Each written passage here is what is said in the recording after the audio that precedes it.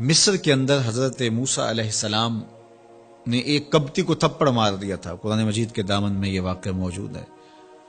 تو آپ کی جلالت اور آپ کے زور کی تاب نہ لاتے ہوئے وہ وہیں ڈھیر ہو گیا اور اس کی موت واقع ہو گئی. تو مصر کے حالات کشیدہ ہو گئے اور حضرت موسیٰ علیہ السلام کو مصر چھوڑنا پڑا. تو وہ شہر مدین کی جانب جا رہے تھے کہ راستے کے اندر ایک کنواں تھا. وہاں کچھ لوگ اپنے جانوروں کو پانی پلا رہے تھے. تو حضرت موسیٰ نے دیکھا کہ دو پردہ دار خواتین ہیں، وہ اپنے جانوروں کو ایک سمت لیے کھڑی ہیں. سمجھ گئے کہ مردوں کے ہجوم میں آنا نہیں چاہ رہی، ان کا حیا مانے ہے. تو آگے بڑھے اور ان کے جانور ہانکے اور ان کو سیراب کیا اور پھر ان کی جانب ہانک دیے. وہ واپس گئیں اور اپنے والد بزرگوار سے کہا کہ ایک سال نوجوان جس کی آنکھوں میں شرم و حیا تھا، اس نے ہمارے ساتھ یہ مہربانی کی. تو ان کے والد گرامی نے کہا کہ جاؤ اس کو بلا کے لاؤ. قرآن مجید میں اس کا ذکر کیا گیا. فجاءتہ احداہما تمشی علی استحیاء، ان میں سے ایک خاتون حیا میں سمٹی ہوئی حاضر ہوئی. اس نے کہا کہ ہمارے والد گرامی آپ کو بلاتے ہیں، آپ نے ہمارے ساتھ جو مہربانی کی ہے اس کا وہ اجر دینا چاہتے ہیں. تو حضرت موسیٰ علیہ السلام ان کے ساتھ چلے گئے اور جب گئے تو یہ گھر تھا حضرت شعیب علیہ السلام کا اور یہ صاحبزادیاں حضرت شعیب علیہ السلام کی تھی.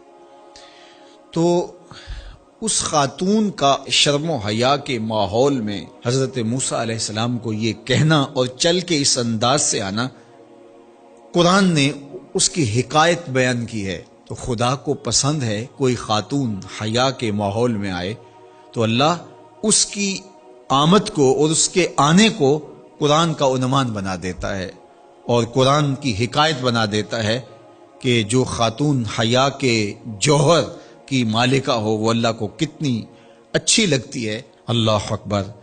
حضرت نبی اکرم صلی اللہ علیہ وآلہ وسلم کا فرمان حیا کے حوالے سے، الحیاء من الایمان، حیا ایمان سے ہے.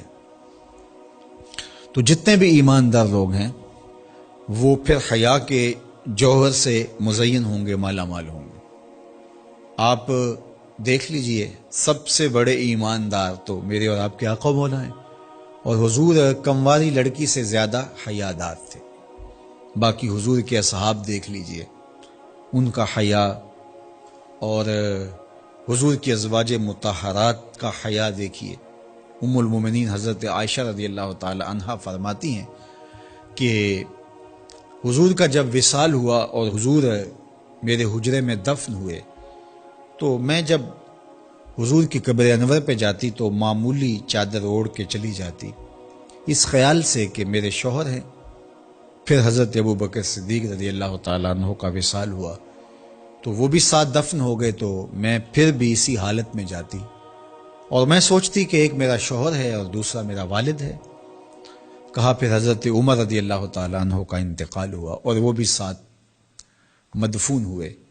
تو حضرت ام المومنین فرماتی ہیں کہ اب جب میں جاتی تو میرا جانے کا انداز مختلف تھا. فواللہ ما دخلت الا وانا مشدودۃ علی ثیابی حیاء من عمر. کہا اب جب بھی میں جاتی تو خوب اوڑھنی اوڑھ کے اور چادر لے کے جاتی، مجھے عمر سے حیا آتی. یہ ام المومنین کا انداز زندگی ہے. مخدرات اسلام کو اس سے سیکھنا چاہیے. جو قبر میں دفن ہیں ان سے بھی یہ حیا کریں، جو مومنوں کی ماں بھی لگتی ہیں. اور آج یہ دلائل دیے جائیں کہ پردہ تو جناب دل کا ہوتا ہے، چہرے کا پردہ تو نہیں ہے. باقی کسی کو اپنی آنکھ میں شرم پیدا کرنی چاہیے. عورت کو کیا ضرورت ہے کہ وہ اپنے آپ کو ڈھانپ کے رکھے. اب ام المومنین کا عمل یہ ہے کہ فرماتی ہیں کہ میں اپنے آپ کو خوب سمیٹ کے جاتی حیاء من عمر.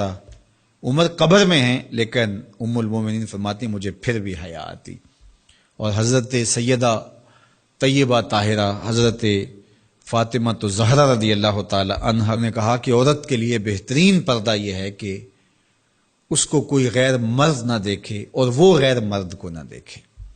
تو جب یہ ہمارا دین ہمیں سکھاتا ہے اور حیا کا یہ سبق دیتا ہے، بڑوں سے حیا کرنے کی تلقین کی گئی، اللہ سے حیا کرنے کی، اس کے رسول سے حیا کرنے کی تلقین کی گئی۔ صحابہ فرماتے ہیں بعض اوقات ہم کچھ پوچھنا چاہتے ہوتے تھے اور حضور کے حیا کی وجہ سے ہم ایک عرصہ تک وہ بات نہیں پوچھ پاتے تھے۔